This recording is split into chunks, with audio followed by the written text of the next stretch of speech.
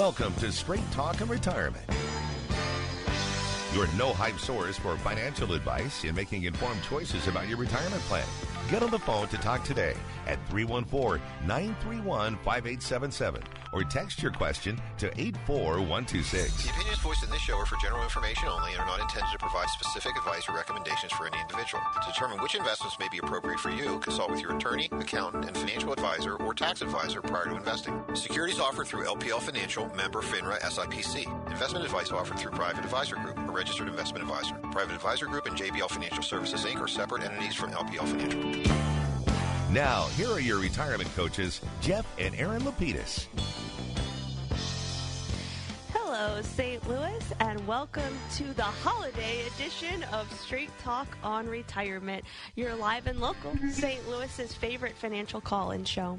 I'm Erin Lapidus, president of JBL Financial Services, financial planner and wealth manager, and I'm joined this week and every single week by my dad, Jeff Lapidus, retirement coach and wealth manager, as well as my husband, Robert Marcum, our life insurance and fixed annuity sales specialist. Good morning.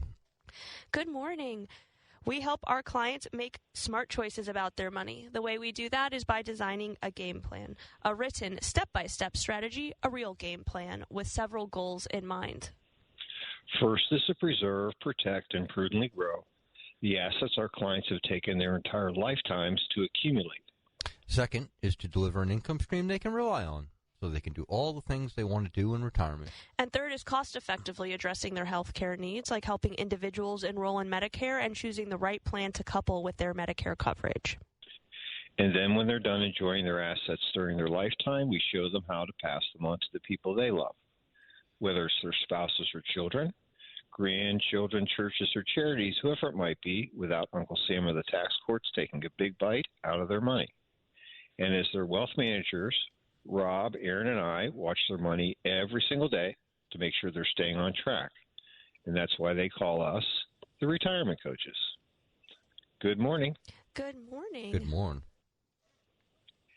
Thanks so much for everybody for tuning into our show. There are lots of ways that you can do that during the week, and I know Erin's going to talk about that. That's right. If you want to log onto our website, jblfinancial.com, in the upper right-hand corner, you can click on the Contact Us button, request a coaching session, financial, Medicare, or both. You can also ask a question. If that's easier during the show, we do check live, so if you've got a question you prefer to email it in as opposed to text it in, please do, and we will try to get to you on the air. In the lower left-hand side of the screen, you can see a pop-up box that appears. It says sign up for our monthly newsletter. We call it the Coach's Corner. We do have December's up, and we are going to have January's up in advance of the new year, so that way you can enjoy, even though we'll be taking a holiday break. Absolutely, and the December 2024 newsletter has some great articles you certainly want to check out. The first one, where Americans are stashing their cash. Because of the rise in the Fed funds rate, more Americans are choosing to stash cash in a high-yielding money market account as opposed to traditional checkings and savings accounts. And this is a conversation, an ongoing one that we've had with plenty of clients on, hey, not every dollar needs to be working, but for that vault money, that as you're waiting for an emergency or waiting for the emergency or a known, like maybe there's a graduation, maybe there's a wedding, maybe there's an addition to the family, whatever it may be, you certainly want to get a little bit more interest on your money, and a high-yielding money market account is certainly a way to do that. And this article has a nice infographic showing just how many people are taking advantage of the increase in yields. And our second article, would you be prepared for an unplanned early retirement? Nearly half of current retirees retired earlier than planned. And out of that group, 60% did so because of changes at their company or a hardship or disability. And the article lays out some really important steps you can take to mitigate the eventuality of being forced into an early retirement. Chief among them, paying down debt. Never a bad time to clear the decks of debt obligations. Know what your budget is, what's coming in, what's going out. Understanding, we talked about this last week, understanding your Social Security options. It doesn't lay this out in the article, but I'll just say understanding the rules that govern your retirement accounts would be key. Because if you're forced into an early retirement at, say, 57, and you say, well, I'm just going to make up the difference from early withdrawals from my retirement accounts, there is a penalty if you try and access those funds prior to 59 and a half if you've rolled them over to an IRA. So understanding how those mechanically, how your accounts work and what rules govern them are going to save you big headaches down the line. And our next article, home rebates could save you money. The Inflation Reduction Act of 2022 includes 2 provisions allowing for rebates for home energy efficiency retrofit projects and home electrification and appliance projects. This article walks you through all the rebates offered, so if you are going to remodel your home in a more energy efficient way, these rebates could come in handy. And our last article, 3 ways to invest in yourself. I thought this was a great one to throw in as we approach the new year. We always talk about, returns on money and game planning income. I thought this would be a good article so that you could game plan some lifestyle changes, whether it's your health and well-being, lifelong learning, or just everyday life. This article lays out some interesting different ways you can choose to invest in yourself going forward.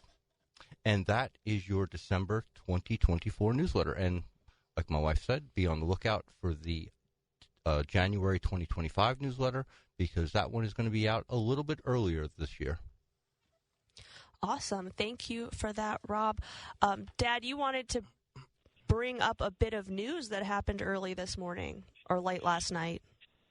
Yes, I do, but I do want to remind everybody that we are live and local. Our phone lines are open. We'd love to hear from you, 931-314-931-5877 or 84126 from the text line. And all of our clients are folks like you.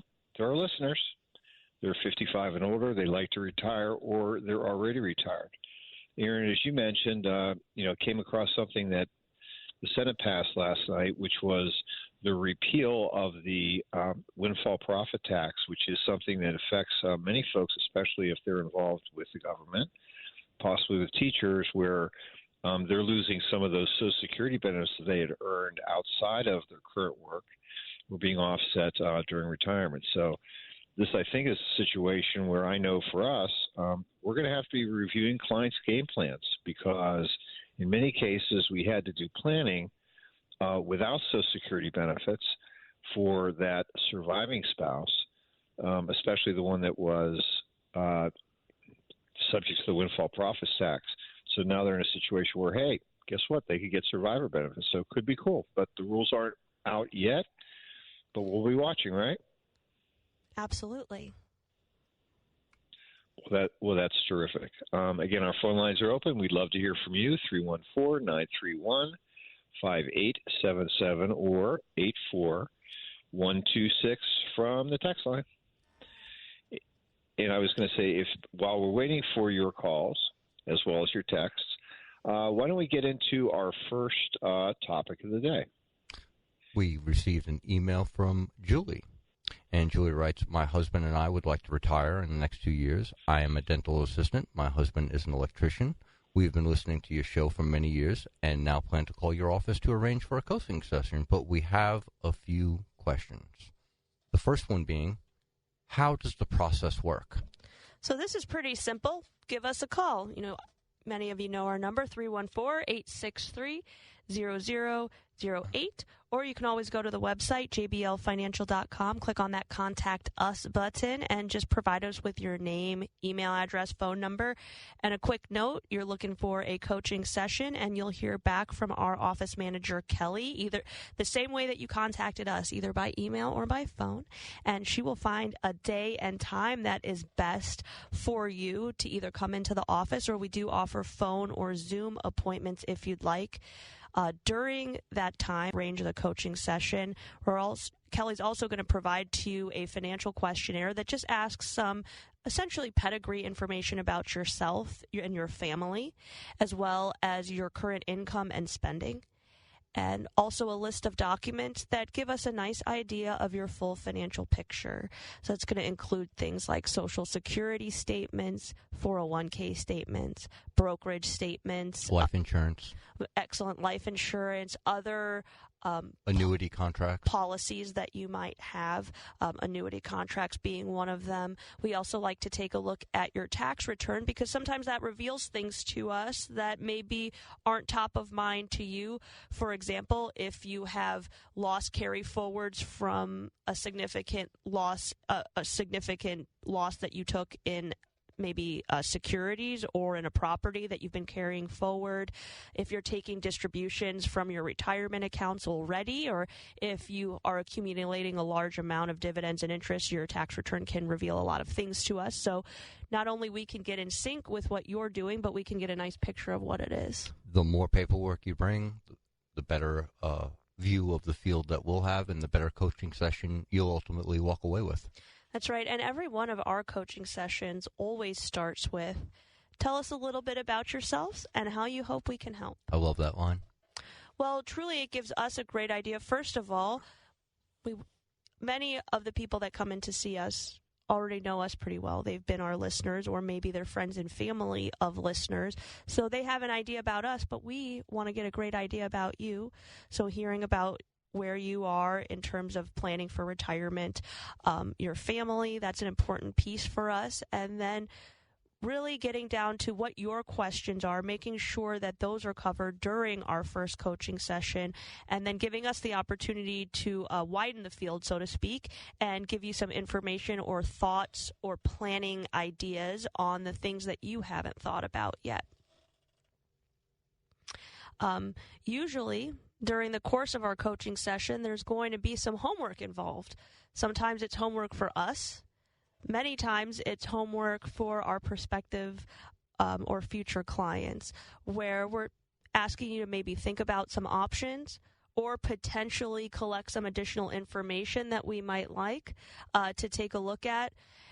Or maybe we've already come up with a few steps in that game plan. For example, if you happen to catch me on Great Day St. Louis this past week, I had a really nice conversation with Kent where we talked about when he came in to see us, he was going through a divorce, and that wasn't the right time to create a relationship. But what we did do is we started the basis of one, really, which was we gave him a few ideas of, consolidating some debt, starting making those contributions to his retirement plan again after the splitting of assets between him and his ex-wife, and really getting him back on track to prepare for retirement. So sometimes it's cases like that, or other times it might be we're preparing you you came in, you want to retire in a few months, we're getting you prepped for that. So there are some homework items that you might need to take care of. For example, getting COBRA information if we want to take a look at health insurance options. So usually we both leave with some homework. Pension election paperwork, that's another big one. That's a great point. So when it's time to, and that's steps usually down the line, or if you've already pulled the trigger on retirement and we're looking at assisting you with filling out paperwork, pension elections, 401k rollover paperwork, things of that nature, we're always here to assist with. And I think a lot of our clients find comfort in someone else taking a look at the paperwork before they send it in, because in many cases those elections are, especially with pension, that's an irreversible choice, or making those 401k distributions, you want to make sure that you're doing it correctly so there are no taxes or penalties for you. Absolutely. All right. And yes, and I was just going to add that once we've gone and we've completed that first coaching session where we've created your cash flow game plan on our electronic whiteboard, answered all the questions that you've had, and reviewed your documents, by the end of the visit, we'll say, does it make sense for us to have a second visit to prepare specific recommendations in the areas we've discussed? If the answer is yes, that's fun. We'll be happy to go to step 2, which is visiting again and giving you a little bit more clarity as well as confirmation on your situation. But again, it's easy to do. You can give us our office a call at 314-863-0008 or send us an email, Erin or Jeff at jblfinancial.com. And you know what? Before we get to our first break of the hour, we have some text questions already on deck. Our texters are on.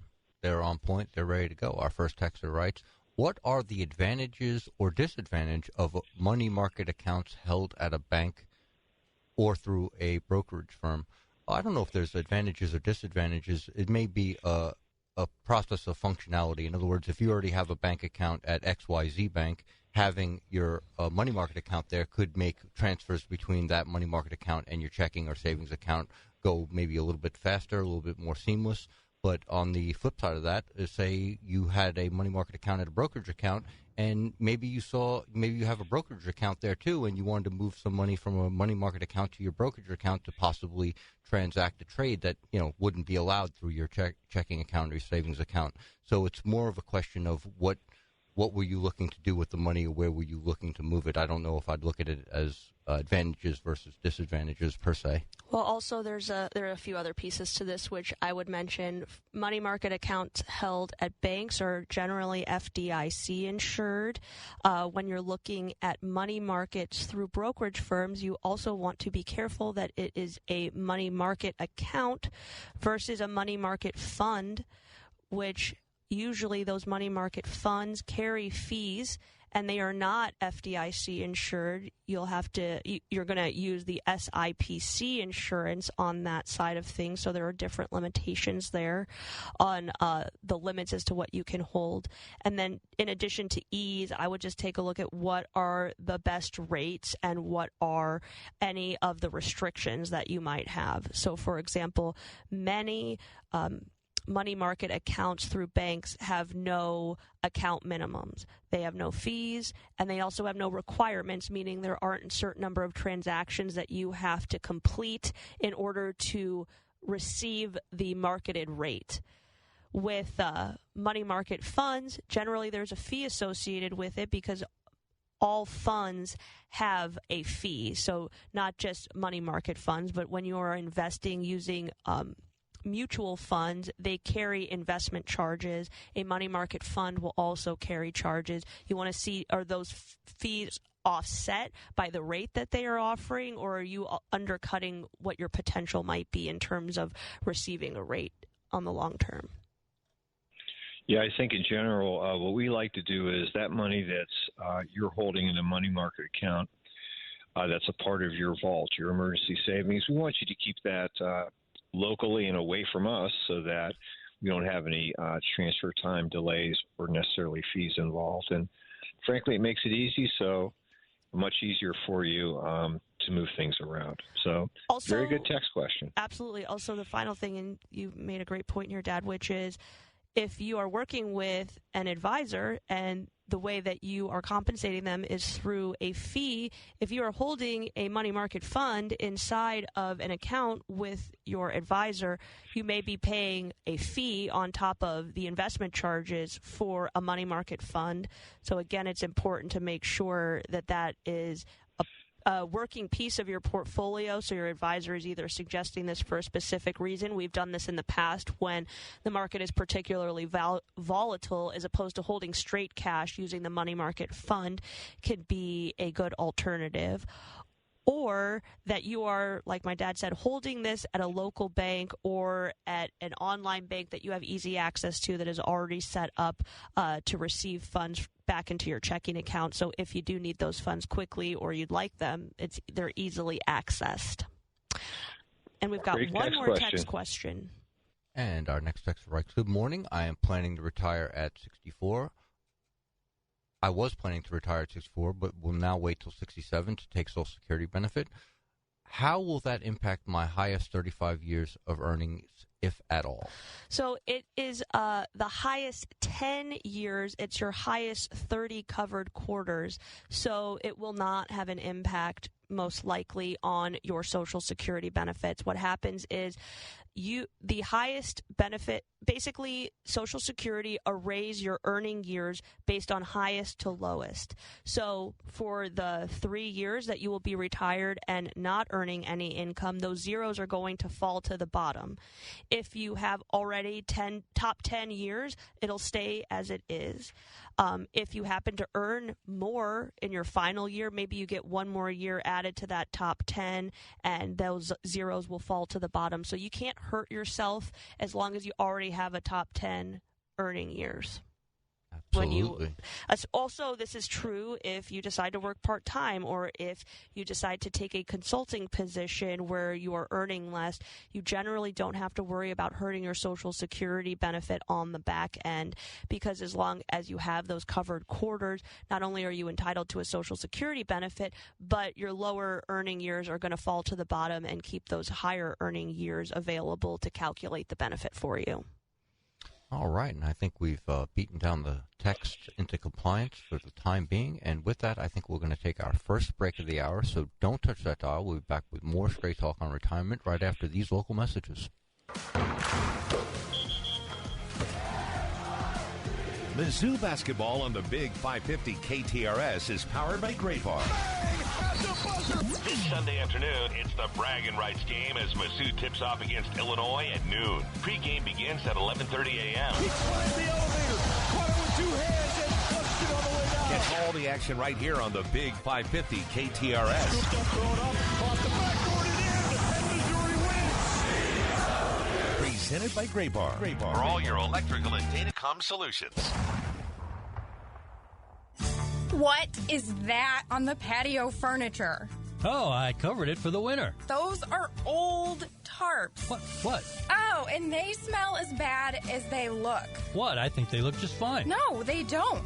I'm going to Schnarr's to get real patio furniture covers. Hi, Frank Blair from Schnarr's Hardware here. Did you know that winter weather can really take a toll on your patio furniture? Covering your outdoor furniture each winter can help extend its lifespan. And though those old tarps may work just fine, they look terrible. So stop by today and let us help you select the outdoor furniture cover that is right for you. So you can put that smelly, dirty, yucky camouflage tarp back where it belongs, hidden in the woods.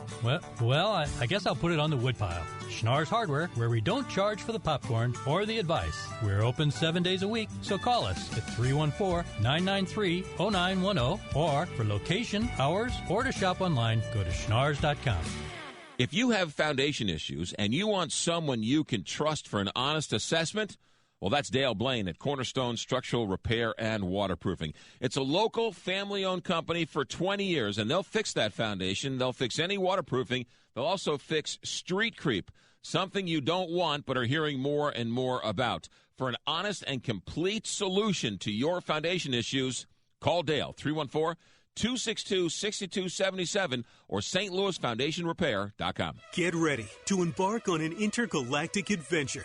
On Friday, January 3rd, the St. Louis Blues face off against the Ottawa Senators in an epic showdown at Enterprise Center. It's Star Wars theme night. Purchase a special theme ticket and receive an exclusive blue Star Wars jersey, the perfect way to rep your 2 favorite franchises. Our in-game experience will be out of this world as well, with movie-related content and galactic characters roaming the concourse. Secure your seats now at stlouisblues.com/theme. This is Jeff Lapidus, the retirement coach. Wouldn't it be great to have a game plan, a real strategy, so that no matter what was going on in the stock market, the economy, or the world, that you could be confident about your retirement? Wouldn't that be great? If you're within 5 years of retirement, call me today at 314-863-0008. That's 314-863-0008. Or send me an email, jeff@jblfinancial.com, to arrange your free coaching session. Let's get started on your retirement game plan today. Let's talk about smart choices for your money. It's Straight Talk and Retirement on the Big 550 KTRS. Here are your retirement coaches, Jeff and Erin Lapidus. Well, welcome back to the show. It's 9:29, half of hour number 1 here on Straight Talk on Retirement. I'm Jeff Lapidus, the retirement coach. I'm Erin Lapidus, the retirement coach. And I'm Robert Marcum, your life insurance and fixed annuity sales specialist. And we are willing, waiting, and wanting to answer your questions at 314-931-5877 or 84126 from the already started heating up KTRS text line. And while the text line is cool for the moment, we'll take a little bit and talk about a coaching session we had with John and Joni. and John and Joni are clients of ours. They both turned 73 They're both turning 73 in 2025. They have not taken any distributions from their retirement account, as John's pension and Social Security benefits and Joni's Social Security benefits provide more than enough cash flow to fund their lifestyle needs. After a discussion of the recent changes in the Secure Act, they both realize they're going to have to start taking RMDs next year. And John's and Joni's accounts break down as follows. They have $62,000 in Roth IRAs each. John has $1.26 million in his traditional IRA, and Joni has $210,000 from a prior employer's 401k. So naturally, the first question was, which accounts will I need to make distributions from? And we know the rules on that, don't we, babe? Absolutely. So it's really cool to see that they've accumulated so much in their Roth accounts, and those will not be subject to required minimum distributions during their lifetime, which is nice. They can grow for the duration. That's right. Now, their beneficiaries will have to make distributions from those accounts. However, they won't be taxable to them.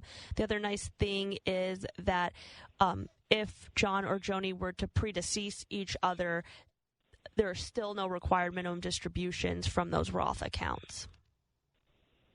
Exactly. And they do have traditional IRAs and 401ks where, since they do turn 73 this next year, they're going to be required to pull approximately 4%.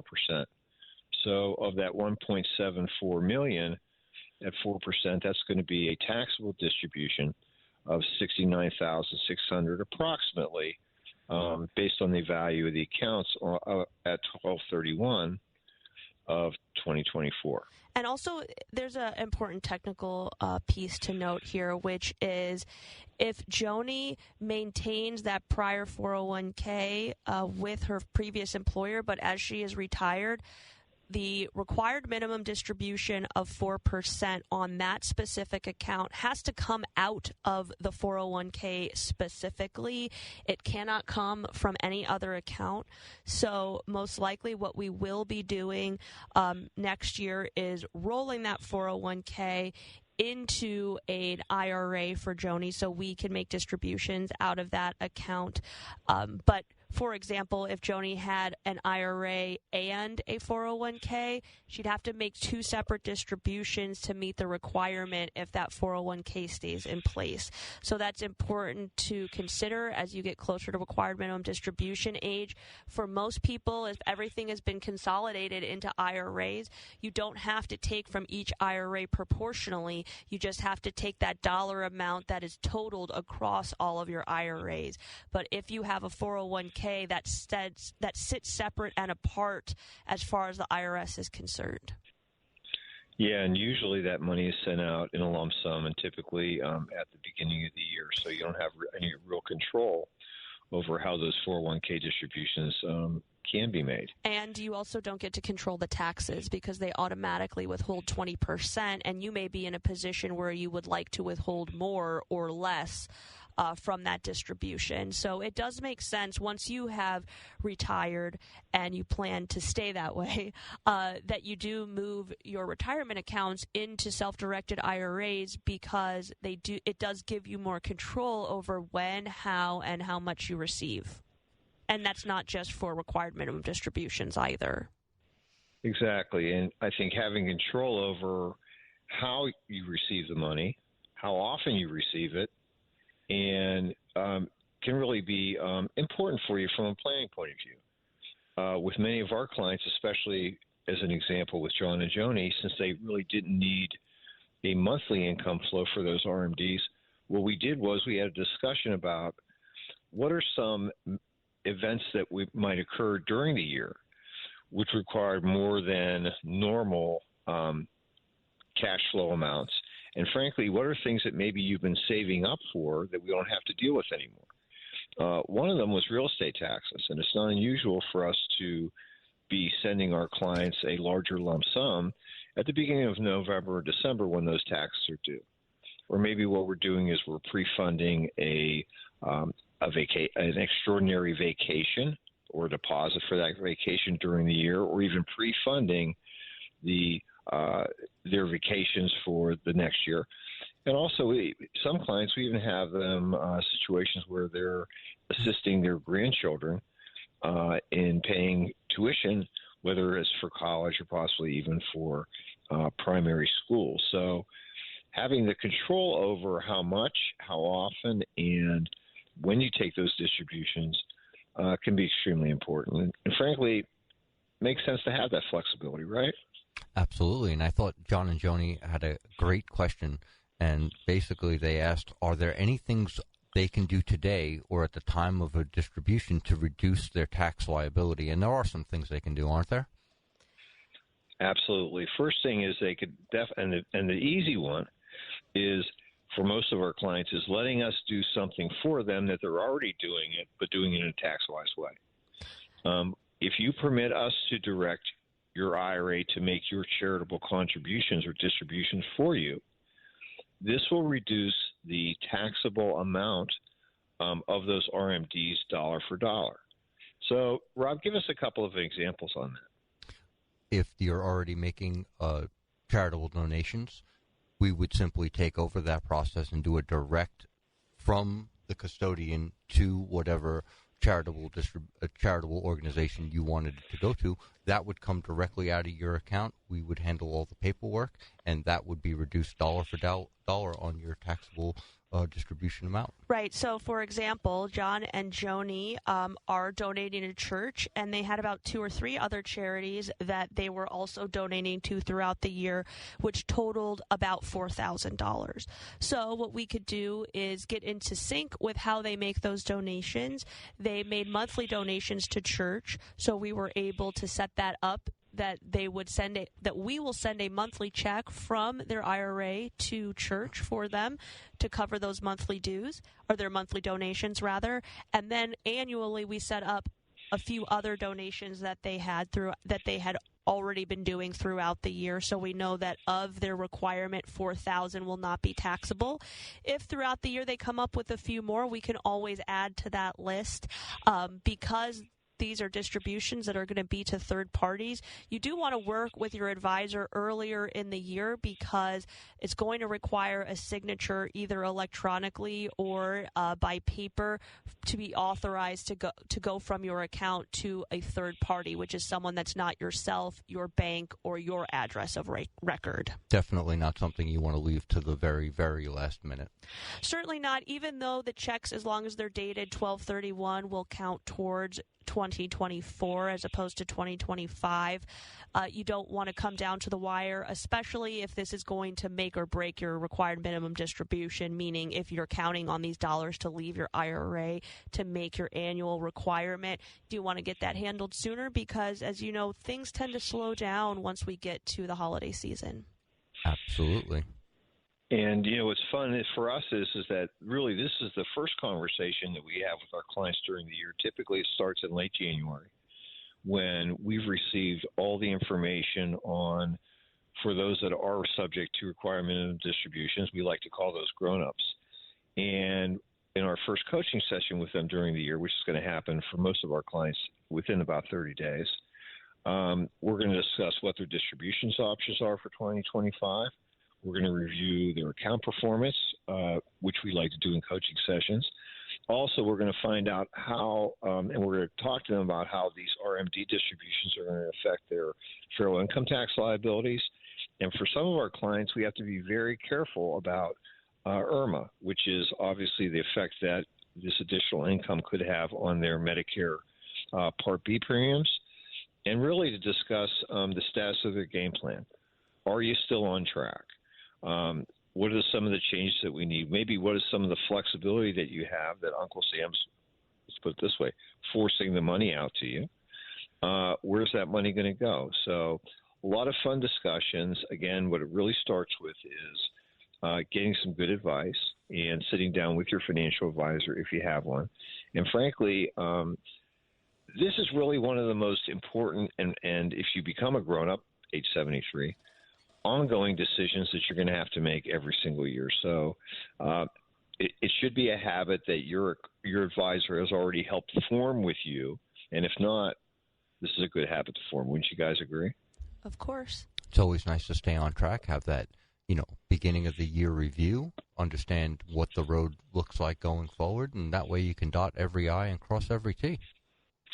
Well, that was fun with John and Joni, and our phone lines are open. We'd love to hear from you, 314-931-5877 or 84126 from the KTRS text line. And we've got an excellent text on board, and our texter writes, my wife is a retired public school teacher receiving PSRS and a reduced Social Security. Worked about 15 years also paying Social Security at various jobs. I am a retired private school teacher receiving my Social Security. How and to what degree are they going to make her Social Security payments going forward and backwards? Thank you for your program. Listen every week. You're very welcome. And we really appreciate you listening. I have read about 12 articles on the repeal of the windfall elimination provision, and not a single one of them has given us any indication of what the revision is going to be and if there's going to be any back pay involved.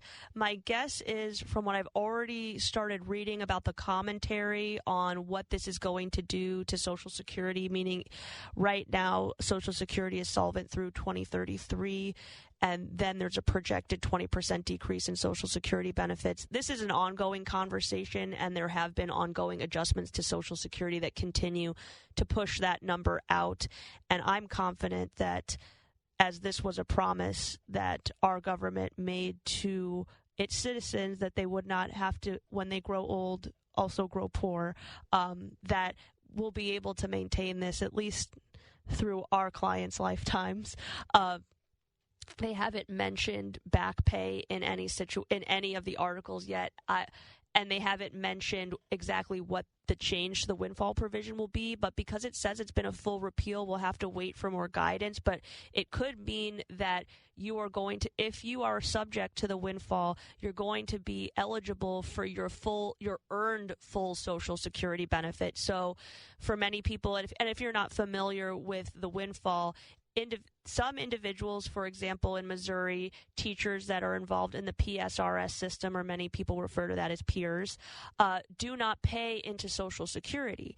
They pay into the PSRS system. However, there are many teachers, just like our texter's wife, that worked for Social Security eligible positions, meaning they weren't a public school teacher for the entirety of their career. They did something before, something after, maybe even something during on the side. Those individuals, unfortunately, have that Social Security benefit reduced because their private or their public pensions through PSRS or the government are offsetting their Social Security. Repealing that provision is now hopefully going to allow individuals to collect the Social Security that they earned. However, there's not going to be an overlap, meaning still for most individuals that are paying into an alternative system, you're still going to have a relatively smaller benefit across what the average is because you spent some time not paying in, or you might not have earned all of your covered quarters. So that's another important piece to keep in mind here. You still have to have earned enough Social Security benefit to receive a Social Security benefit. So more to come as they outline how the bill is actually going to work. And right now we have more questions than answers, but going forward I'm sure we'll have more answers than questions. Certainly. Well, and I think they're going to have, this is another one of these situations where they're probably going to be a work-through period. Right. In my mind, I'm just thinking about the planning that we're doing for clients in respect to what happens after the first death, especially for a couple where one of the spouses didn't work for the government. We know that that surviving spouse wasn't eligible to take that spouse's Social Security benefit because they were already receiving a benefit through peers. So it'll be interesting to find out what the new rules are. And we just don't know, but I would say it's like anything else. change is always happening. Generally, it's exciting, and most likely it's certainly something that will have some benefit, even though the benefit is probably more incremental than anything else, which is cool. And that's a good point, and I've had a few questions about this emailed, which is if you are – we can use our texter as an excellent example. Our texter worked as a private school teacher and had access to Social Security benefits. His Social Security benefit will never be reduced by the fact that his wife was previously subject to the windfall provision. However, if his wife is the surviving spouse, then her survivor benefit off of her husband's Social Security would have been previously reduced by the windfall provision as well. So it really was relatively punitive in that respect, because for most people, access to the survivor benefit is truly access to your deceased spouse's work. It was never based on your own work. The windfall provision reduced that benefit for individuals that were subject to it. So hopefully that part will be alleviated as well, meaning that, just like you said, Dad, our surviving spouses moving forward will have more income than we anticipated. We won't have to worry about it. We won't have to worry about as much income replacement. At least that's what the hope is with this bill. Yeah, I was going to say, I think the difficulty in this joyful potential is figuring out what is the actual Social Security element inside of that peer's benefit, because we know that at the death of a spouse, if the deceased spouse's Social Security benefit was greater than the surviving spouse, what they would do is elect their surviving spouse or their deceased spouse's benefit and drop theirs. So it's not going to be an additive windfall on the other side. There's going to have to be some calculations done. So I think that we're going to be working our way through this for a while. Absolutely. And with that, I think we should take our second break of the hour. So don't touch that dial. We'll be back with more Straight Talk on Retirement after these local messages. The storms are back, the wind, the hail, the damage to the roof. And when the roof gets damaged, who do you call? You call John Bill Roofing. But the storms are back. You know who else follows the storms? The storm chasers.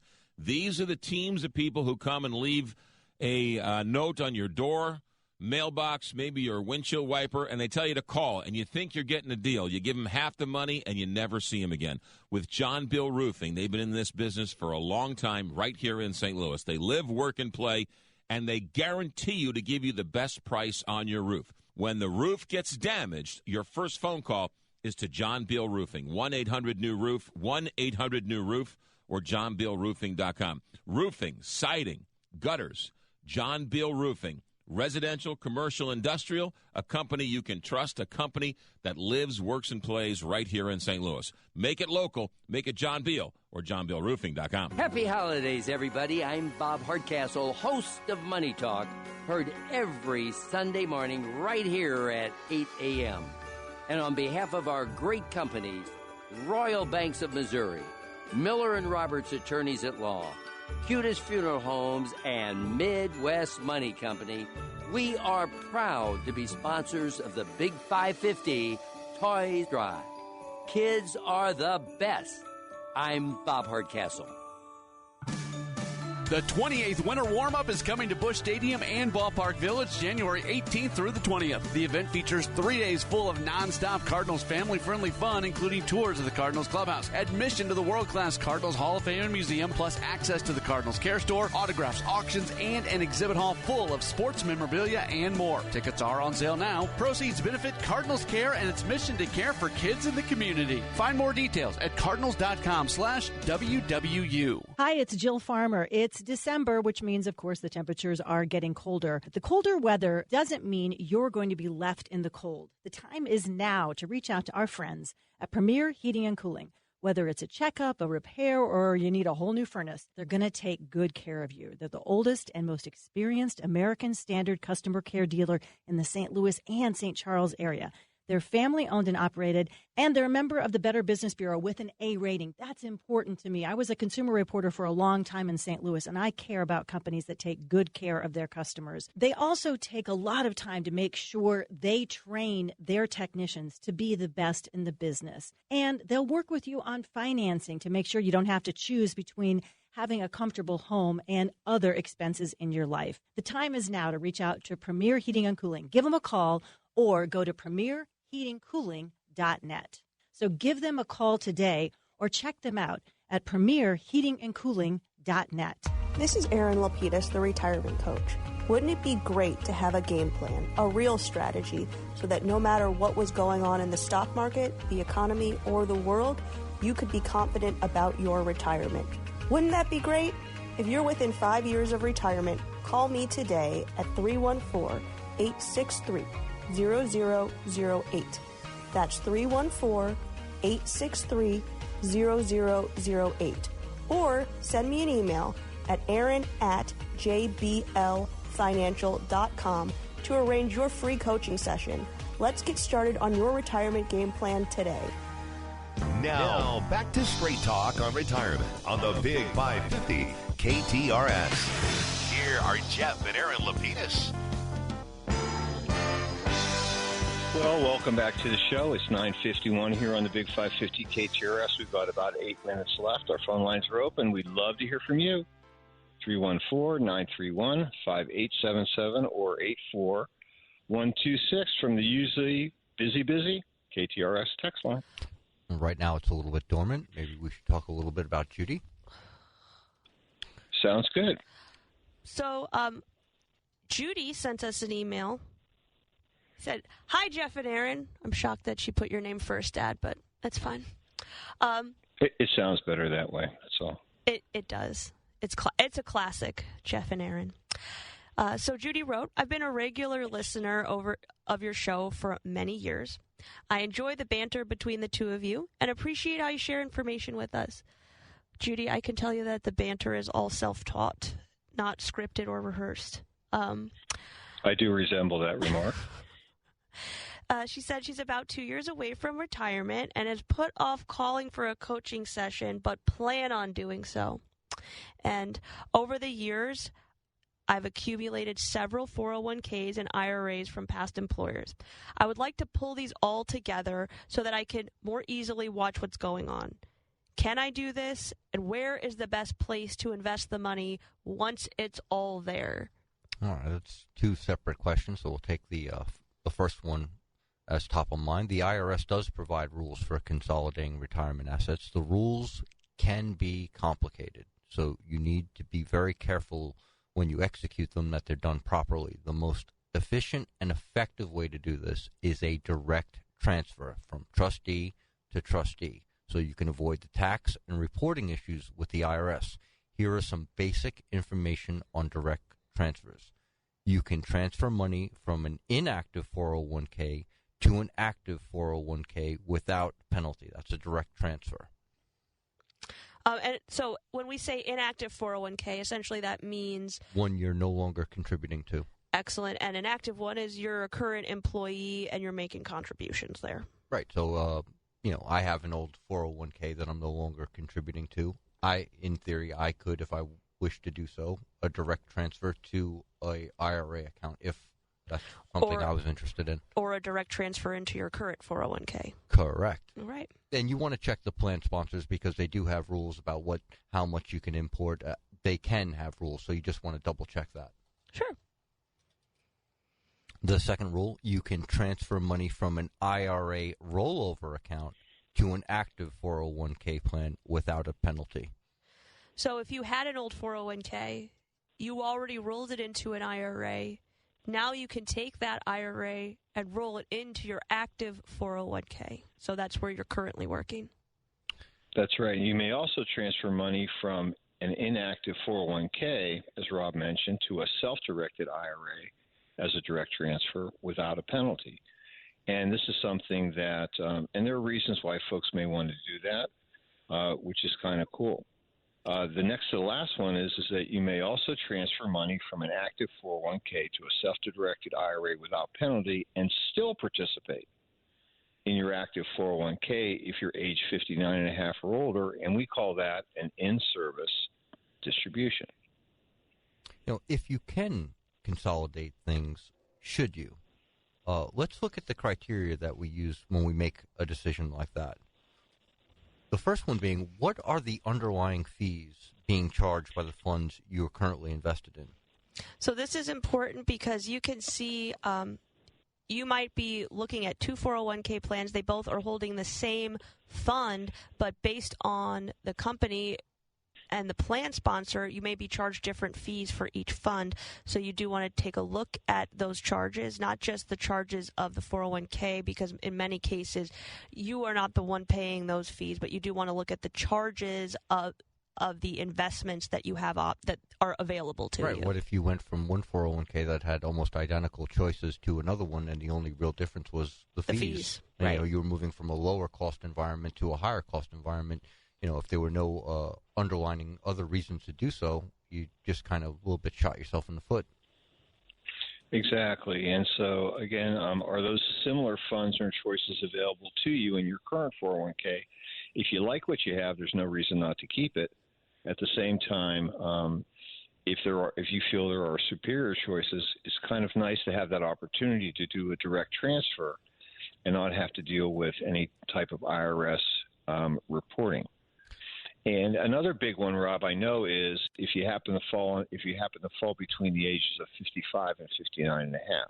Absolutely. Do you need to access any of that money before you retire? Because 401ks and IRAs have different rules governing distributions. 401k is a primarily accumulation vehicle, but it does have some slight differences that are quite important when comparing them to IRAs.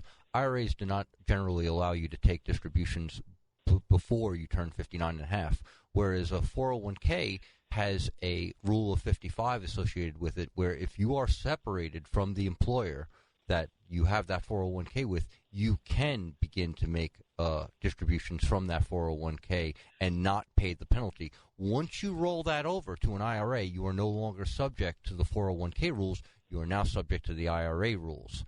So there's an important distinction there. Before you move it, let's make sure we don't need it to 59 and a half. Now, if for some reason you've come to the conclusion, hopefully after meeting with your advisor, that you do want to move money between plans, especially to an existing or one 401k that you're contributing to, steps are pretty easy. The first one is you want to go to your employer and get transfer forms. Your current plan is going to request a copy of your most recent statement showing the funds and the number of shares, because they want to make sure that the actual total amount of dollars that are there are going to be transferred, because as we know, when they transfer money from one plan to another, those assets are transferred in cash, not actually in the funds that they were invested in. And then also, again, in doing this, it's really important, and there's certainly never a charge, it shouldn't be, to get together with your advisor. And if you don't have one, you can always call us if you're interested in doing this, and we can certainly set up a coaching session to assist you in doing this. It's a good idea to get a second set of eyes on these type of transactions. Absolutely. Knowing the nuances of the rules and regulations is going to save you a lot of time, a lot of aggravation, and like my father-in-law says, it never hurts to sit down with an expert and put another pair, or in this case, you'd be putting 6 eyeballs on the situation. So it never hurts to have that extra layer of guidance and support. And honey, I was going to say that I know that we have had situations where we've also seen transfers that went bad, and in many cases, Exactly. And in many cases, I know, especially in you've been helpful with clients in getting with their plan sponsors and straightening these things out. Yes. So in a few cases, especially if you have been with your employer for an extended period of time, you may have made non-deductible contributions to your 401k. You could have had a Roth component to your 401k that you forgot about. we want to make sure that those funds are always staying separate from your pre-tax funds, because essentially once they being commingled, the IRS says it's your responsibility to figure that out, or it's all taxable. So the easier way to figure it out is to always keep them separate. And in many cases, unfortunately, in some cases we have seen where those get commingled. We do make the effort to get them split out again, and we would love for you to make the effort to stay through the break, because we'll be back for the second hour of Straight Talk on Retirement after the news and these messages. Let's talk about smart choices for your money.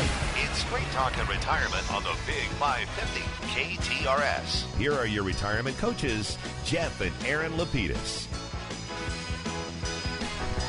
Well, welcome back to the Big 550 KTRS, and just a reminder, we've got some great text questions, but they're financial in nature, and we're going to circle back to them right after we're done talking about Medicare.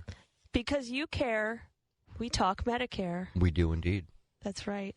Let's talk a little bit about Billy. Billy decided this week he would be retiring at the beginning of the year for good.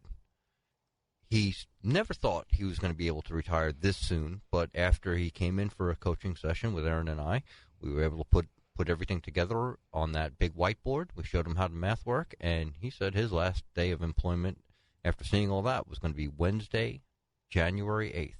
I love when people have like very specific dates already ready to go. Oh, yeah. It's like the countdown clock begin. They even have apps that you can download onto your phone now that are retirement clocks. You see enough meetings, and like you get that, like they're kind of apprehensive about what could happen and could this actually work. And then by the end of the meeting, they're like, they've got a date, they got a time, they already have like, oh, I'm going to go in their first vacation. Right. And I'm going to tell him how it is. Never. It happens. Goodness. But, okay, so Billy turned 66 in July, and he's kept his insurance with his company since he was working full-time. His employer has over 20 employees, making his employer's coverage credible to keep until he fully retired. Billy asked us if it was too late to enroll in Medicare to start next year. If not, what would we need to do to get things done? Will he have a penalty because he didn't join when he was first eligible? So these are all very common questions that we receive. And the great thing is, especially when we're working with individuals that are retiring on the financial side of things, and we can couple the Medicare coverage with it, not only can we help you smoothly transition from your employer's coverage to Medicare, but we can work the numbers if you happen to be someone that maybe you are going to hit that $2,000 cap next year on your prescription drug benefits. We do want to factor that dollar amount into your overall game plan. That is a little bit more than just a couple dollars here and there. It wouldn't be much of a game plan if we didn't take everything into consideration. Exactly. So let's take it from the top. Exactly. Will I get a penalty? There'll be no penalty. Billy gets a special enrollment period to join Medicare anytime he is ready to take Medicare. Since his employer that he's currently with has 20 employees or more, he will not have a penalty because he had credible coverage. Medicare defines credible coverage as equal to or better than Medicare. And the way that they decide if it's equal to or better than Medicare is Medicare decided. Basically, that 20 or more employees means that your coverage will be deemed credible. 20 or less, the insurance company decides if they were going to request that you enroll in Medicare Part B or not. So you want to be very careful as you approach 65. It never hurts to ask the question, and I would certainly ask prior to enrolling, because for example, in Billy's case, he would be paying a premium for Medicare Part B, but never really accessing the benefit. So there'd be no need to start. He would have already paid 18 months of premium. Well, he turned 66, so he would have already paid 12 months of unnecessary premium. That doesn't sound like a very good game plan. Exactly. So let's just backtrack for a second. What isn't credible coverage? Well, Obamacare isn't credible coverage. COBRA, and we get this a lot because a lot of people are confused. Well, COBRA is what I just came off of, so I should be able to just, that should work, right? Wrong. No. It is not credible coverage. And the reason, and sometimes knowing the reasoning helps you remember, The reason COBRA is not considered credible coverage is because COBRA is legislation. It's not actually health insurance. What it did was it basically allowed for the portability of health insurance for individuals that didn't have access to other coverage. When you are Medicare eligible, you have access to other coverage, that being Medicare. So Medicare says, you don't need the COBRA. We don't want you to take the COBRA. Please take Medicare instead. Group coverage with 20 or more employees, as we said, that would be considered credible coverage. TRICARE is considered credible coverage. And some private insurance is considered credible coverage, less and less as we move forward. So most likely, if you were on an individual health insurance policy or COBRA, you do not have qualified coverage. So that's your time to enroll in Medicare. Medicare start date. Medicare always starts on the first of the month. So this goes back to the question of, do we have enough time to get Billy enrolled for his January 8th retirement date? Since Billy is retiring on the 8th, his employer's coverage should cover him through the end of January, and he could start Medicare Part A and B on February 1st. Exactly. And the cool thing about Medicare is you can essentially submit your applications all the way up to the last day of the month prior to the month you'd like coverage to begin. So theoretically, Billy has all the way till January 31st to submit his paperwork, not only to Medicare, but also to the supplement or Medicare Advantage plan that he plans to couple with his Medicare coverage to create that comprehensive package, and he will still get February 1st coverage. So they have a lot more leniency with this than for individual coverage, which is usually 15th of every month. And then the other thing that I would just mention is if you are someone that's retiring mid-month, we confirmed that Billy's coverage runs through the end of the month because he's worked at least one day of January. Some employers have termination date as the last date of their coverage. You're stealing my thunder? Oh, I'm sorry. No, let's say Billy's employer is one of those rare companies that when you retire, you get completely kicked off of group insurance. Using Billy's real date of January 6th, he's kicked completely off his employer's insurance. Billy would be able to get COBRA from the 9th to the 31st, and then Medicare would start on February 1st. Still penalty-free because his special enrollment is an 8th-month window. Or the alternative could be he might say to his employer, I would like to drop my coverage as of December 31st, and we could have him start Medicare on January 1st, still using the special election. However, we're getting to the very end of the month, and this is a unique month in that we've got the holidays coming up. So some people are willing to say, I don't need the cards in the mail, I can wait. But I would like to enroll in Medicare starting January 1st so I don't have to worry about that COBRA coverage and the gap there. That is still something that can be done. Other people may say, I don't want to rush it. I'll just take the February 1st effective date.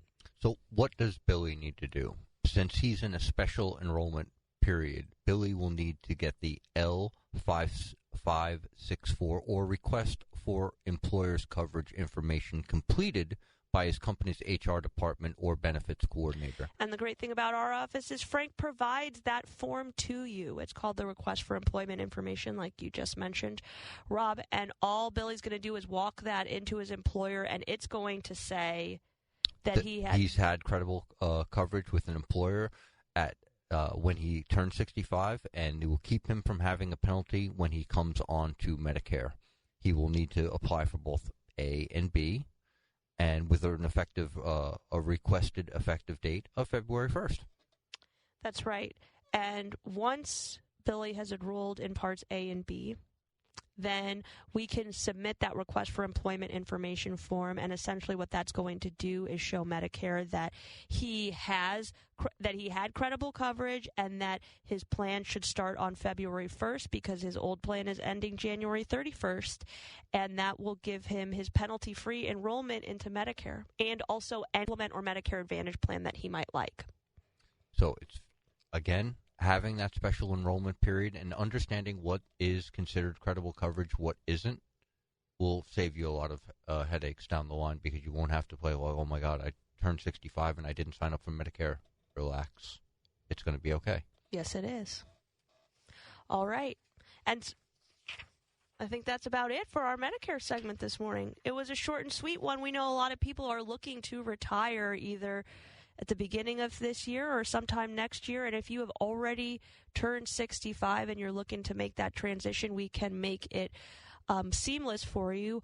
Also, especially if you happen to be married, we can assist with that coordination of your benefits, meaning does it make sense for you even to potentially jump onto your spouse's coverage if they are continuing to work versus using Medicare.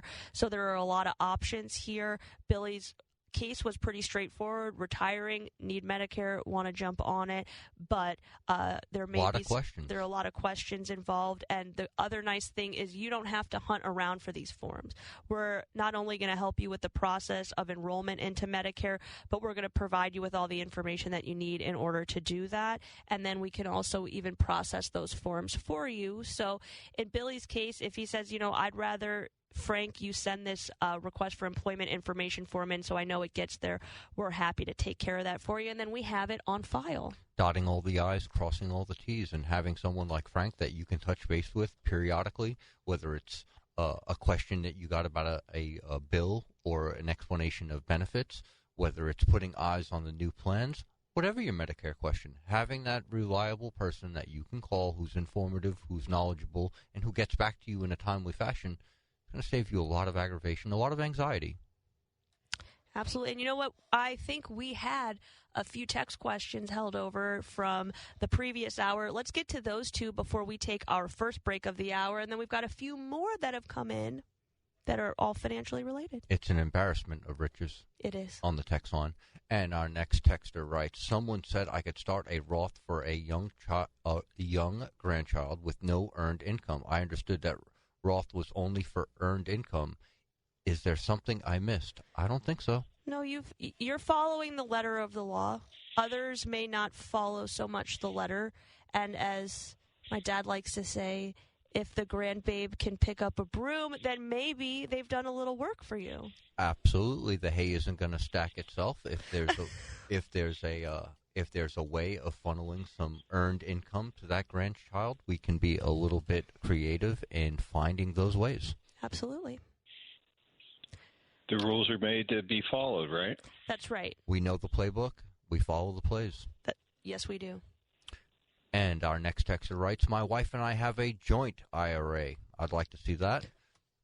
One of us is 5 years older than the other. Which age triggers the RMD? Is there a way to delay based on the younger person? So, all jokes aside, IRAs are individual retirement accounts, which means they can only be tied to one individual's Social Security number. Spouses are generally the primary beneficiaries of IRA assets, but the beneficiary has no bearing on the required minimum distribution age. The other thing I'm thinking is that it's possible that you might have a spousal IRA, which just means maybe you were working and your spouse was not, but based on your income, you were able to make contributions to an IRA account for your spouse. Although it's called spousal, it's still the individual that owns the IRA. It's in their name only, even if you are working off of someone else's earned income record in order to make those contributions. So it's always going to be tied to one person, and it's always based on that individual's age. All right, let's go to our next texter, and our next texter has a really, really good question. He says, can you explain the FDIC and SPIC insurance coverage at brokerage firms? I would like to consolidate my monies with a single brokerage, but I am concerned that I will exceed the insured limits. Should a large brokerage firm collapse, would the cash in those accounts be in jeopardy, or will the stocks and or mutual funds also be at risk? How do you handle multi-million-dollar accounts? That's a great question. So first, brokerage firms do not have FDIC insurance. FDIC insurance is solely for banks. However, the SPIC insurance functions very similarly against theft and fraud. They have much higher limits on the SPIC side, and they are per individual account. So you'll want to work with your advisor at your brokerage firm to ensure that you are staying under those limits under each account. If a brokerage firm were to go out of business, so to speak, your funds are not at risk because unlike a bank, the brokerage firms are not loaning your funds out elsewhere using that against their own collateral. So it works a little bit differently, but you do want to make sure that you stay under those SPIC limits for your own protection. Very important. I believe the SPIC limit is $500,000. Per account, and Yeah. I believe that's cash in the account. So there's a differentiator between cash and securities held. Definitely want to check that to be sure you're underneath those limits. Just one other, I guess, clarification here, if I can. Sure. And that is that if you're working with a financial advisor, they are working with, and when you're putting your assets through that brokerage firm, you're establishing an account with a custodian, and the custodian is really the one who's providing you with the SIPC insurance, not the actual brokerage firm. So what happens is that, again, we're talking about theft, not necessarily loss of principal. So it's pretty unusual for a custodian to get held up, number one. Number two, you have to remember that you're not actually investing in the stock of the brokerage firm or the custodian. Most likely you're buying either individual securities of different companies or mutual funds from mutual fund companies. And those assets, those fund shares are being held by the custodian. So that's why they have different types of it. That's why the insurance is different across a bank versus your investable account. Yes, very good question. And again, also the security of your investments is certainly something that's important. And also, if you're interested, and we do have a lot of these discussions with our clients, is that what are the protocols that we have in place to protect them against theft? And those are also good discussions to have because we have certain protocols that we have to do, like, as an example, if someone sends us an email requesting money, we have to actually physically call and talk to that person before any transaction occurs, et cetera, to make sure that you're really you and your email hasn't been hacked. And when you are working with an individual like ourselves, you have an additional layer of protection because your financial professional carries errors and omissions insurance that adds another layer of protection in case something happens in one of your accounts that you're able to be made whole again. Really good questions. And if the text lines are empty for this moment, why don't we take our first break of the hour? But do us a favor. As it were, we actually have a phone call, and Susie has been waiting patiently. Susie, good morning. Good morning. I know that you have discussed this sometime in the past because I listen to you all the time, but something came up. It's about I'm in my 90s, and all of my checks that I write have my trust account number on it. Besides having a will, I have a trust. But I also have a little savings account at another bank, and I don't know whether I should have a POD. What about my trust and my checking account? Does that automatically not have to have a POD? So because your checking account is already in the name of the trust, yes, you can think about that as it's already inside of the trust. So you don't have to have a TOD or, as you mentioned, a POD. Those are the same. Essentially, different banks use different terminology, but a payable on death or a transfer on death. Your checking account is already in the trust. So in the event of your passing, those funds will already be under the guidance of the trust that you created. Meaning it will be available to the people that will be paying my things, taking care of me after I'm gone, right? That's exactly right. Okay. And then for your other accounts, if it is not in the name of the trust, then you do want to add that POD and you can make it in the name of your trust. Or you can call the bank and say, I'd like to make this bank account or this savings account, I'd like to title it in the name of my trust, and they will send you the paperwork. So now all of your titling is the same across the board. So that way your beneficiaries or anyone that you've named inside of your trust that is either going to help or is going to receive some of your assets at the time of your passing, all the titling is already taken care of, so the bank won't even have to create another account. It will all just already be there ready to be divided. You're amazing. No, you can just pick that right up, and I'm so well, anyway, I admire the fact that you can just come up with that so quickly. So, happy holidays to you, and thank you so much for taking my call. Happy holidays to you as well, Susie. It was so nice speaking with you, and I certainly hope I sound that good when I'm 90. Thank you so much, and now you can take your break. Well, then, Susie said it's time for our first break of the hour, so I think let's do it. So don't touch that dial. We'll be back with more Straight Talk on Retirement after these brief messages. He's coming. Here he comes. Surprise! Your table saw broke. Also, the warranty expired weeks ago, so you need to pay for a new one out of pocket. At Progressive, we know small business owners don't usually like surprises because they cost you money. But a good surprise that could save you money? Getting a commercial auto quote from Progressive. Oh, and the replacement part you ordered doesn't fit, so it's completely useless. What a waste. Surprise yourself. See if you can save in as little as 7 minutes at ProgressiveCommercial.com. Progressive Casualty Insurance Company and Affiliates. This Sunday, catch Mizzou basketball and the Bragging Rights game versus Illinois at noon, right here on the Big 550 KTRS. With the Mizzou basketball game at noon, some of your favorite shows will be moved this weekend. You can catch When Retirement Happens with Kevin Lloyd at 10 a.m., followed by Sports Sunday with Brendan Weesey. Then after Mizzou basketball, catch Animal Advice at 4 p.m., followed by Call the Closer at 5 p.m. And Boomers and Beyond at 7 p.m. this Sunday, right here on the Big 550 KTRS. This is Erin Lapidus, the retirement coach.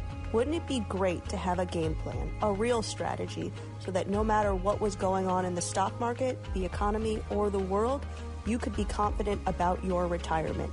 Wouldn't that be great? If you're within 5 years of retirement, call me today at 314-863-0008. That's 314-863-0008. Or send me an email at aaron@jblfinancial.com to arrange your free coaching session. Let's get started on your retirement game plan today. Let's talk about smart choices for your money. It's Straight Talk and Retirement on the Big 550 KTRS. Here are your retirement coaches, Jeff and Erin Lapidus. Well, we're back. It's 10:28 here on the Big 550 KTRS Talk Radio St. Louis. Our last caller was very generous, and we certainly appreciate those comments. And it really reminds me. It takes me back to when I started first in practice with my dad. And one thing that he always stressed to me, and certainly I've stressed to my daughter, my son-in-law, is that understanding the rules makes you a valuable advisor. And being able to, since we do this every day, it's fun, and it's great to be a resource for the people that are listening to us, and certainly it's great to be a resource and, frankly, have the privilege with working with folks that choose to have us as their financial advisor. So, Susie, thanks so much for the nice comments, and we hope you have a very nice balance of the holiday season. Last night, Rob and I saw Star Trek 2. Was that Wrath of Khan? Yeah, it was right as he's putting in the code to bring down their shields. And one of the most famous dad-isms there ever was, on the work side of things, of course. You have to understand how things work on a starship. Absolutely. And she heard that line. She goes, and she pointed at the screen just like the meme. Like I was a little kid. Dad says that. Well, it's at least for me, it's true. And I've just found that understanding the rules, it's like a football game. I mean, if you're a coach, who would go into a game without watching films of your competitors? Mike Tomlin. Who would? Right. Terrible. Hopefully not. That was the joke today. But and at the same time, not knowing the actual, or being an expert on the playbook, you just have to do that so that you put yourself in the best position to win, and that's what you make the fun for us is. Right? It's watching our clients win. Right. You make a great point, Dad, because people say Bill Belichick is one of the greatest coaches of all time, and he's also one of the masters of the rule book, which is, when he goes into the game, it's not just about knowing the opponent, but it's about knowing how to work on the field, independent of the opponent. And interesting is, we spend a lot of time, and we do on purpose, talking about Medicare planning. We do a lot. We still have many companies, and this is really sort of my career before becoming a retirement coach, was doing employee benefit plans for companies.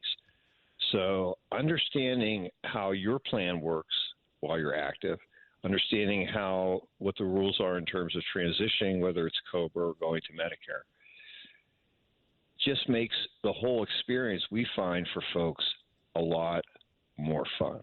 It certainly takes a lot of the stress out of things, and I can't tell you how many comments that I've received from folks that have come back and said, thank you, because, you guys helped me get over that hump and made sure that the transition was seamless. And that's really what it's about, which is making these seamless transitions so that you can frankly pay attention and really use your energy and your time on the stuff that you want to do. We'll take care of the rules. And speaking of the rules in the playbook, we had an interesting text just come in, and our texter writes, I've heard about annuities having a quote-unquote surrender period. What does this mean? A surrender period in an annuity is the time frame during which you cannot withdraw funds beyond the withdrawal corridor from the annuity without incurring a penalty known as a surrender charge. What is the withdrawal corridor? The withdrawal corridor is the amount of money that you are able to withdraw from the contract without triggering the surrender charge. And that's 10%. Typically, yes. Perfect. Some couple of little additional nuances to consider is duration. Surrender periods can last several years, often ranging between 3 and 10. Surrender charges, if you withdraw funds from it during the surrender period, you will typically pay a fee. This fee usually starts high and decreases over time. Example, it may start out with a 7% penalty in the first year and decrease 1% every year thereafter. It's important to just check the rules and regulations with your specific annuity. And if you are working with, most people work with individuals when they purchase annuities. They generally don't go directly to the companies offering them. So as you are hearing about the benefits and the provisions inside of the contract, the surrender period is always something that should be discussed. So when you are asking questions, I would add that to the list. How long is the surrender period? And also, do I have any limitations on my withdrawal corridor? Because I've heard it's 10%, and like Rob said, it can be reduced based on other benefits that you've added to the contract. So you want to make sure that you're clear before you make any decisions about necessarily where to pull money from. And, a lot of people have questions about these contracts, being that we saw the Fed begin to lower interest rate. I think people are beginning to think of the idea of, hey, can I lock in a higher rate for longer, which is smart, but again, these contracts can be complicated, they can be nuanced, and understanding how things work on a starship is going to save you a lot of time, a lot of aggravation, and a lot of anxiety down the road, and even some money.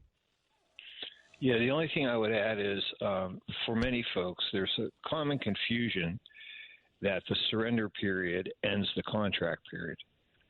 Annuity contracts run until you want them to end. Or the surrender charge, or until your death. The surrender charge period really is in the contract.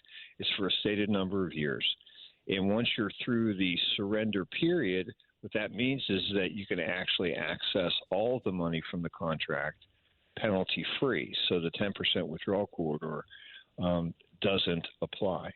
One other thing I would mention is when we talk about the surrender, the 10% penalty-free withdrawal corridor inside of an annuity contract. These withdrawal corridor benefits are typically contract year-based. So if your contract started in June, that means you can pull money from June 1st, as an example, through May 31st. It doesn't mean that you pull something in June that when January comes, you can pull something out the next January. Another important thing to consider when you're making those withdrawals, because you could inadvertently exceed the withdrawal corridor by pulling too quickly. Yes, exactly. So again, you have to understand how things work on a starship, and more importantly is you want to make sure that the captain isn't asleep at the wheel. And then there's one other thing that you made me think of, Dad, which is the maturity date. So when you are receiving annuity statements, and this is for all annuities, there is going to be a maturity date on the annuity, and that's simply when the insurance company says you're required to start taking money from this contract. You do have options, and that if you're already pulling money, the maturity date will most likely be of no consequence to you. If you haven't begun to withdraw from the contract, you may have the opportunity, based on your age and the contract, to push that maturity date out. But usually you'll see a maturity date when the annuitant, so the person that owns the contract, is age 90, and that's usually displayed at the top of each of your annuity statements, so that can add to some confusion for people. There are a lot of components to even the most simple annuities. Yes, and we know that several years back, when the insurance companies almost uniformly went from age 90 maturity to age 95, forms were sent out to clients. Everybody received notifications that they're doing this, and they certainly had questions about it. If nothing else, that should have triggered the opportunity to do a review of those contracts. We know that annuities, whether we've put them in place for clients or they already have had them in place, are complicated financial tools and really need to be part of every single annual review. In many cases, for many of our clients, we're talking about them twice a year. If nothing else, to just review that component of your portfolio and remind you why we have it in place or what our intended use for it in your game plan is down the road. Very good. And I guess, again, our phone lines are open. We'd love to hear from you, 314-931-5877 or 84126 from the lots of great questions this morning, KTRS text line. And while they're thinking up another great question to send in, maybe we should move on to our next topic of Joe and Sally. Joe is 62 years old and a chemical engineer. And Sally is 60 and a mid-level executive. And as always, we always start out with our very first question. Tell us a little bit about yourself and how you hope we can help. So they let us know that they wanted to retire together in about 5 years. So they're going to walk out hand in hand, so to speak, even though they obviously don't work for the same company. Sally plans to reduce her hours immediately to help with grandma time. Nothing wrong with that. That's right. She's going to provide a little bit of daycare for the grandbabies. Reducing hours at one place, increasing them at another. Yeah, and their first question was, what are things that we can do and we need to do to replace that $1,500 per month that we're currently consuming of Sally's income? So naturally, what we did was we started reviewing their financial situation. Sally could access her pension benefits. However, she would lose the compounding nature of the benefit, 6% a year, between ages of 60 and 65. So maybe not the best option. Not really. Sally could take control of her 401k plan by doing a tax-free direct transfer into a traditional IRA. and then start making distributions from there. This would require either first we have to make sure that Sally has reduced her hours enough that she's no longer making contributions, or that the plan allows for in-service distribution. So we could take a chunk of Sally's 401k, roll it into an IRA, but she'll still have that 401k in place and able to make contributions. I like that idea better than the first one. Yeah, and we also know that the moment, and Rob, you talked about this during our last segment, if she does this, she also is not going to be eligible for she isn't eligible for the 55 to 59 withdrawal. And we do know that each of these withdrawals that they would be making from either a pension or either a distribution from a pension or withdrawal from a retirement account are still taxable events. They are.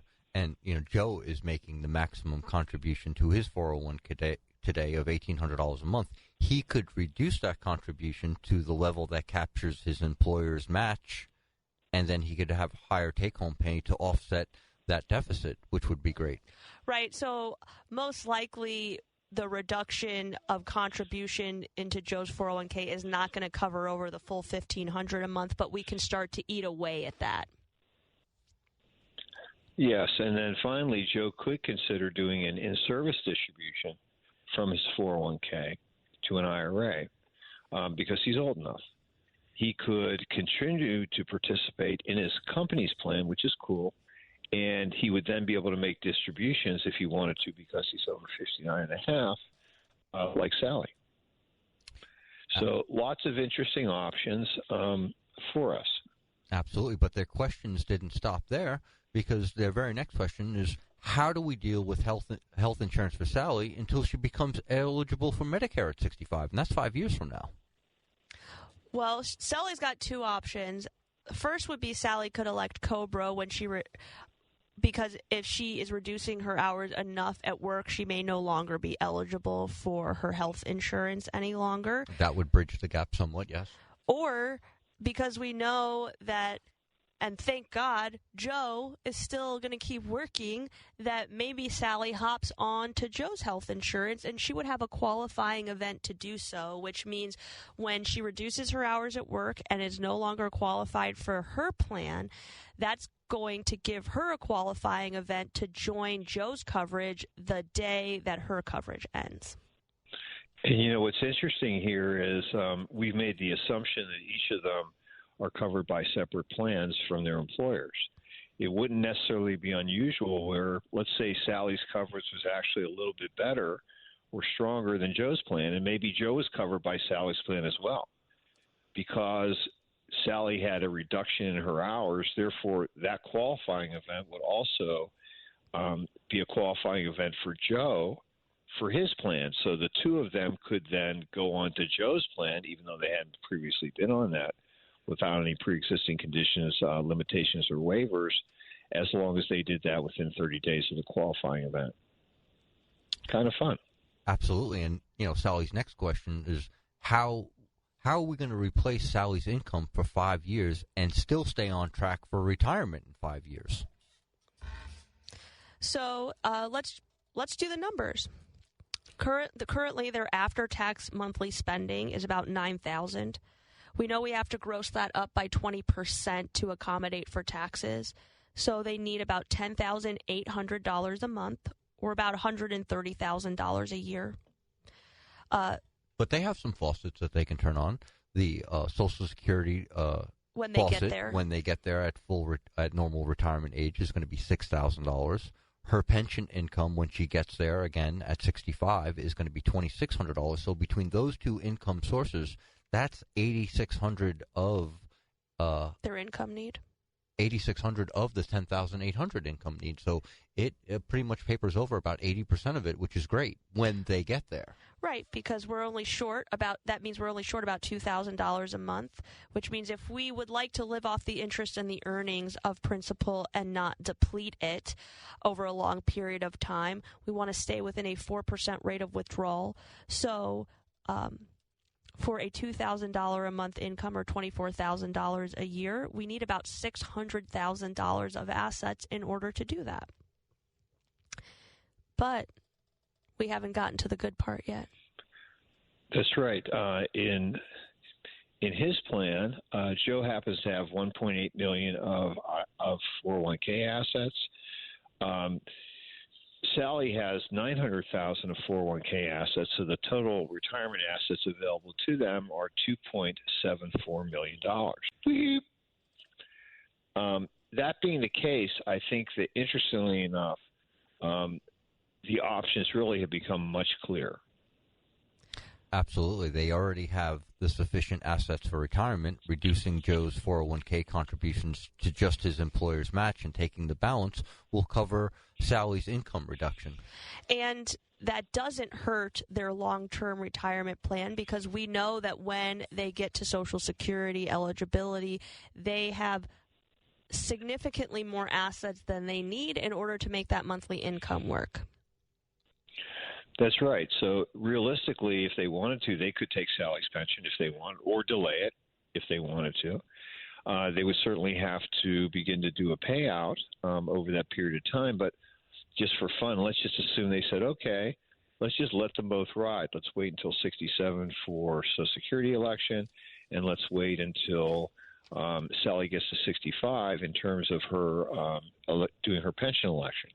Well, that would require us initially for a couple of years for us to pull approximately $108,000 a year. If we had to do that for 2 years, that's $216,000. If we're adding that number to the $600,000 in milk money, as I like to call it, the capital they need for their long-term income retirement needs, you're talking about obviously, about $800,000, and they have $2.74 million of retirement assets available to them. Woo-hoo. Rock stars. Sally, have fun at grandma time, right? Absolutely. That's right. So part of what that means is just that we have many clients that are very similar to Joe and Sally in that we may have a slightly higher rate of withdrawal to begin because we're either covering over waiting to take our Social Security benefits, or maybe, Joe and Sally were in a unique position in that they had options for health insurance that would continue to keep that expense low. But we have many individuals that are looking to retire prior to 65 years old.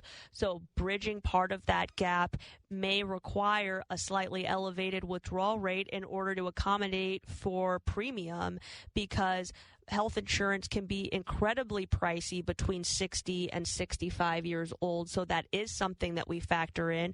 But we know that that is a short-term expense. And if we get to the end, which is essentially the math that we did, if we use the most conservative approach and say, let's put all of the cash you need to the side, not invested, assuming no growth, and pay it out to you over the number of years we anticipate, that at the end, you're still going to have enough assets to continue to make your life work after we begin to reduce your withdrawals. Managing those faucets and when to turn them on, when to turn the temperature down on your withdrawals, very important. And this is why we put it all up on the whiteboard so you see mechanically how it's going to happen, when it's going to happen, and what it means for you. Before we take our last break of the hour, let's not make Dorothy wait through the break. She's waited enough. Good morning, Dorothy. I have a question about the Windfall Elimination Act. My husband is covered under the PERS, pension plan, and then he also had some outside work that was covered by Social Security, so he gets, a small Social Security check. The question is, if my Social Security check is very much higher because I've been covered all my life under Social Security. If I should pass away first, he could claim my Social Security. But is that still going to be reduced because he has been under the Windfall Elimination Act? So as of right now, that is entirely accurate. Prior to the elimination of the windfall, that's exactly how it worked. They have not given us forward any additional guidance as to what is going to happen in your situation, Dorothy. However, I would believe that because they've eliminated the windfall moving forward, that he should be able to collect significantly more of your Social Security benefit as the surviving spouse, if that is how it's to go. However, we just they haven't made the final rulings yet or given us any additional guidance since the bill was only passed, I think, at about midnight last night. And this is one of those things, like we mentioned, that there's going to have to be many different government departments are going to have to weigh in on this to tell us what the legislation actually means. So we'll probably start to hear much more about that in the upcoming year, because I think Congress might be on holiday for the next couple of weeks. So we don't really know now what it is. Unfortunately, we know that hopefully it's going to be better than it was. We just don't have any specifics yet for you. All right. Thank you very much. I really appreciate your show. I get lots of good information. Thank you for Dorothy, listening. you have a Merry Christmas and a Happy New Year. Thank you. And we'll try to keep everybody updated as we receive more forward guidance as to what the legislation means. For you, we'll try to pass it along. Thank you very much. You're welcome, Dorothy. And I was going to say, it would not surprise me if we'll be able to provide some general guideline information, but how each, I guess you want to call it, employer, peers, how they handle and they figure out what is the Social Security component of that pension benefit. That's going to probably be the key issue. Is just my feelings about things, and that's going to be different in every single situation. I think that this is separate and apart from PSRS. So, for example, this is only going to apply to individuals that worked outside of PSRS. So if you started your career with a public school in Missouri or another federal government program that does not pay into Social Security, and then you never work anywhere else, this is not going to have an impact on your Social Security benefit. But if you're someone that worked a little bit before or after or during, this is where you're going to see a difference, and you'll see your spouse potentially could see a difference in the survivor benefit or even a spousal benefit during life in some instances. It's going to be fun and games, to say the least. All right, let's take our very last break of the hour. When we get back, I think we have a text question that could take up a couple minutes. So don't touch that dial. We'll be back with more Straight Talk on Retirement after these brief messages. What's it going to take for you to realize the IRS is in full-blown attack mode, and if you have IRS issues, your timely response is critical? Hi, this is Lance Drury with the Lance Drury Law Firm. We certainly know the IRS has ramped up efforts because we're seeing a lot more clients with threats of intents to seize property or levy rights to property. If you have IRS issues, call the Lance Drury Firm today. Today, don't wait. Those IRS notices have hard deadlines for exercising your appeal rights. If you miss the deadline, your rights to a legal appeal are gone. Let the Lance Drury Law Firm get between you and the IRS today, and we'll help you manage your case to achieve the best outcome. IRS problems are serious legal matters, so call Lance Drury Law Firm, located right here in St. Louis. Don't wait. Call 314-260-6120. That's 314-260-6120, and schedule your free consultation with me, Lance Drury, or visit LanceDruryLaw.com. The choice of a lawyer is an important decision and should not be based solely upon advertisements. This is Jeff Lapidus, the retirement coach. Wouldn't it be great to have a game plan, a real strategy, so that no matter what was going on in the stock market, the economy, or the world, that you could be confident about your retirement? Wouldn't that be great? If you're within 5 years of retirement, call me today at 314-863-0008. That's 314-863-0008. Or send me an email, jeff@jblfinancial.com, to arrange your free coaching session. Let's get started on your retirement game plan today. Now, back to Straight Talk on Retirement on the Big 550 KTRS. Here are Jeff and Erin Lapidus.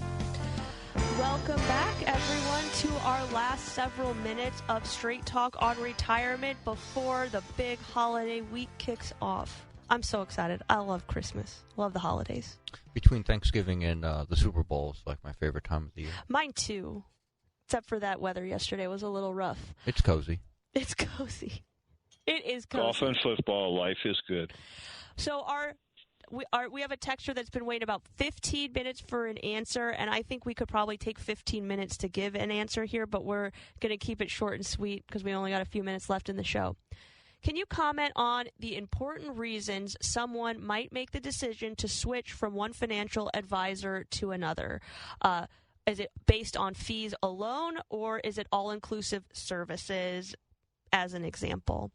I would just like to start off by saying that fees are very important to consider when you're working with a financial professional. But generally, the fees are going to guide you to how much additional service that you are going to be provided. For example, if you're working with someone that charges a fee, hopefully they're also providing you with some additional planning services, Social Security, Medicare, life insurance, estate planning services, answering those questions, many of the things that we do in our office. You want to make sure that they're covering all the bases that you would like covered because you are paying for those services. Many financial advisors may not charge an annual fee for their services. You may be working in a more transaction-based relationship. Many times those people are referred to as brokers, where as you add funds to your account or they make trades for you, that is when they are earning their living. So it's part of what should be in the decision-making process for you is what type of services are you looking for? That will help lead you to what type of fees are you willing to pay, which should also lead you to what type of relationship are you looking for, and in what way would you like to be communicated with, and in what style of advisor would you look for? I think all of those things kind of start to work together. We spend a lot of time on the show talking about different questions to ask an advisor, and I think, we can always revisit that topic down the line. We do frequently because we know many individuals see several advisors before they make a selection as to which person they'd like to build a long-term relationship with. I think you explained it very well, and I would certainly say that I would put it in 2 words or 3 words: expectations on your side and perceived value. Are you receiving, or do you feel that the fees that you're paying are representing the service that you're receiving, or frankly, the service that you want to receive? Go ahead. I'm sorry, Dad. I was just going to say, babe, and it isn't unusual that I would like to say that probably 70%, not 100%, but about 70% of the folks that we work with and have become clients, truthfully, they outgrow their existing advisors. Most advisors are accumulation-based advice, and as you can tell with us, we're all in on the distribution phase, whether it's retirement planning or passing on those assets to the people that you love. So where you are in your life changes. And frankly, it wouldn't be unusual for a change in advisors to happen as well. Just like in many professional fields, although doctors are all referred to as doctor, they have different specialties. Financial advisors, that's also very similar. We can all call ourselves financial advisors, but we may have different specialties. So as you progress through your financial life, you may find that it's time to meet with different types of specialists. I was listening to an interview with, I believe it was the owner of Hermes, which is a luxury brand company, and he was talking about fees and expenses in terms of purchasing retail items, and the woman interviewing him said, your bags are expensive. And he said, they're not expensive, they're costly. And the difference is, expensive is when you pay for something and you don't get the perceived value from it, whereas costly just means you're paying a cost for something and receiving a value from it. So although being fee sensitive, being cost sensitive is very important, when you are receiving what you intended to from those expenses, then it's a worthwhile expense to have. It all basically boils down to value. Yep. Price to value. Price to value. Yeah, I would just put in one last comment.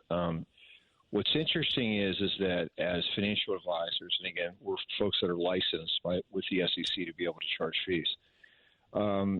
What we have found is that we can create our own schedules when it comes to how much do we charge for clients based on account size. Most advisors charge less money or they reduce their fees as their clients' accounts increase. So in other words, they charge a disproportional amount to smaller accounts.